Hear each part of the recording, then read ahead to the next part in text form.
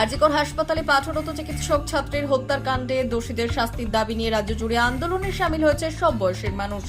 মঙ্গলবার সন্ধ্যায় we are justice slogan তুলে রাজ্য সড়ক অবরোধ করে প্রতিবাদ কর্মসূচি অনুষ্ঠিত হলো কালিয়াগঞ্জে। এদিন ধনকৈল পঞ্চানন মোড়ে সন্ধ্যায় এই প্রতিবাদ জমায়েত শুরু হয় এবং রায়গঞ্জ বালুরঘাট রাজ্য সড়ক অবরোধ করা হয়। হাতে প্ল্যাকার্ড ও মশাল হাতে নিয়ে রাস্তায় নামে ছাত্র যুব সমেত নানান বয়সী মানুষেরা। রাস্তা অবরোধের কারণে রায়গঞ্জ থেকে বালুরঘাটগামী রাজ্য সড়ক অবরুদ্ধ হয়ে পড়ে।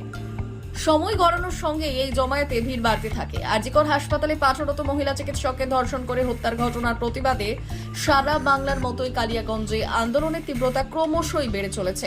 দোষীরা যতদিন না শাস্তি পাবে ততদিন তাদের আন্দোলন চলতে থাকবে আগামীতেও বলে জানান আন্দোলনকারীরা।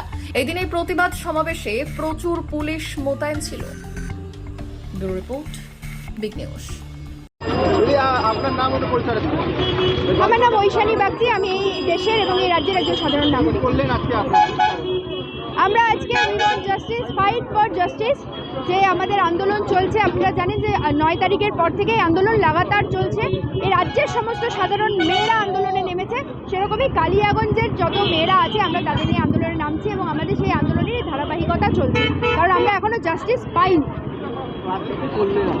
আমরা আজকে এখানে ধনকল মোড়ে রোড ব্লক করেছি এবং আমাদের যা কথা যে আমরা আরজি করে যে তিলোত্তমার ধর্ষণ হয়েছে এবং খুন হয়েছে তার এখনো পর্যন্ত দোষীদের একজন সঞ্জয়কে ছাড়া কাউকে পুলিশ অ্যারেস্ট করতে পারেনি। সে রাজ্যের পুলিশ হোক আর দেশের সিবিআই হোক না কেন, কাউকেই কেউ অ্যারেস্ট করতে পারেনি এবং সম্পূর্ণ তদন্তের মোড়টা আরজি করে দুর্নীতির দিকে ঘুরে যাচ্ছে। কিন্তু এই তিলোত্তমার ধর্ষণের কোনো রকম কোনো বিচার পাওয়া যাচ্ছে না। আপনি জানেন যে আমাদের সেই তিলোত্তমার মা পর্যন্ত সেদিন বলছে, গতকাল বলেছে, তুমি যেখানে থাকো না কেন আমাদের এখানে এসে দেখা করো, বুধুমা তোমার বিশেষ প্রয়োজন। তাই আপনাদের কাছে আমরা সাধারণ মানুষকে বলতে চাই এবং এই প্রশাসনকে বলতে চাই যে তিলোত্তমার মা যেরকম আমাদের সঙ্গে রয়েছে আমরাও তাদের সঙ্গে রয়েছি এবং তিলোত্তমার সঙ্গে রয়েছি, যে যতদিন পর্যন্ত এই রাজ্যের মেয়েরা এবং সুরক্ষিত হবে না এবং তিলোত্তমা বিচার পাবে না আমরা রাস্তায় থাকবো।